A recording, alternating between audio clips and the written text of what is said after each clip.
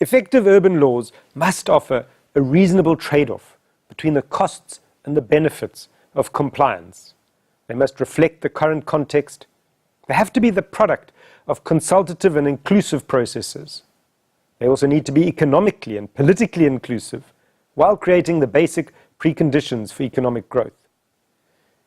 Effective urban laws have to protect the interests of the public, with a special focus on the poor, especially when confronted by stronger commercial and political interests. These laws need to promote stable and sustainable urban governance. They need to build strong social contracts between the state and non-state actors, and they have to be designed in such a way that even a relatively fragile city or state body can effectively implement them. There are two opposing points of view about how to develop new urban laws.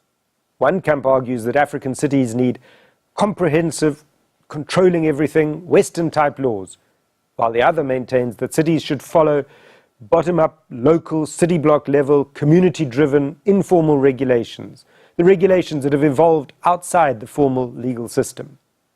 Both approaches have strengths, and to solve complex problems, it's often best to take some of the Western-style laws and some locally emerging ones, identify the aspects of each that are effective, and knit them together into a model that works. We do, though, need to resist the temptation to be overly ambitious. The law has to be implementable and achievable, or people will simply work around it, and the whole system will break down. Law reform is difficult and expensive, so why do we do it? Why do we start it? There are two sets of triggers. One comes from inside a country and another from outside. The internal triggers include public complaints, pressure from civil society. This can also help to support and sustain ongoing public pressure, political motivations, and constitutional requirements. Law reform works best when pressure comes from several different places at once. This ensures there is political will to carry it through, while also avoiding the process being captured by any one single set of interests. External triggers come in the form of requirements from donors and international finance organizations. Their funding and support can certainly be helpful, but law reform that's dominated by external advisors is less likely to succeed. Local and foreign experts need to work together, sensitively and respectfully, and internal public and political support is essential. Once you've made the decision to write new law, you need to consider how to work within the parameters set by the country's constitution, by its judicial capacity, by its legal traditions, by existing legislation, and the decisions of courts that are operating in that country.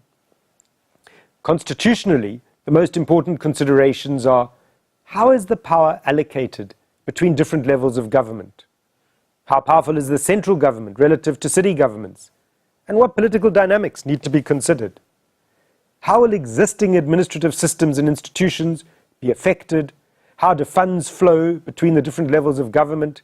How do you ensure that the different levels check each other to ensure accountability in decision making? The other constitutional aspect you have to consider is the approach to property rights. Who's allowed to own land? How can they acquire it? And what rights do they have over that land? What rights does the state have? What about those who don't own the land they live on? Land tenure is complex. It's useful to recognize a continuum of land rights, including formal and informal, documented and undocumented. New urban land laws have to examine the different ways land is held and develop approaches for each one based on the circumstances in each country or city and reflecting our overall policy objectives. A final dimension to consider is the extent to which some constitutions, such as in South Africa, Kenya, South Sudan, recognize socioeconomic rights, which states have to actively promote. These include rights like the right to housing and the right to a healthy environment. We also need to consider judicial capacity and independence. How independent are judges from central government? How does one allow flexibility in the law while also avoiding giving judges so much discretion that there's scope for corruption? How does one state the law's intention clearly enough to avoid a reading informed by a judge's personal beliefs and interests? Then you need to consider a country's legal traditions. Our countries have common law backgrounds, civil law backgrounds, and in all countries we have customary law and hybrids between the different legal traditions. Many cities are expanding into areas in which customary law governs land tenure and use, and those drafting urban laws need to grapple with the relationship between formal and customary law, and so between local authorities and traditional leaders. They also need to engage with the emerging underground rules that grow out of informal settlements. We need to find legal solutions that work in all parts of our cities for all our people. Finally, how do you make new urban law consistent with existing law and courts' decisions? This is not easy because often law records are out of date or difficult to access, or multiple laws are being revised at the same time, so your target is moving. Do not be tempted to add a clause saying that where there's a conflict between laws, yours will prevail. This is almost certain to create more conflict and more uncertainty and unintended consequences. Approach the problem pragmatically. Talk to stakeholders, identify the most likely areas for conflict, aim for the highest level of consistency you can achieve, and accept that complete success is unlikely.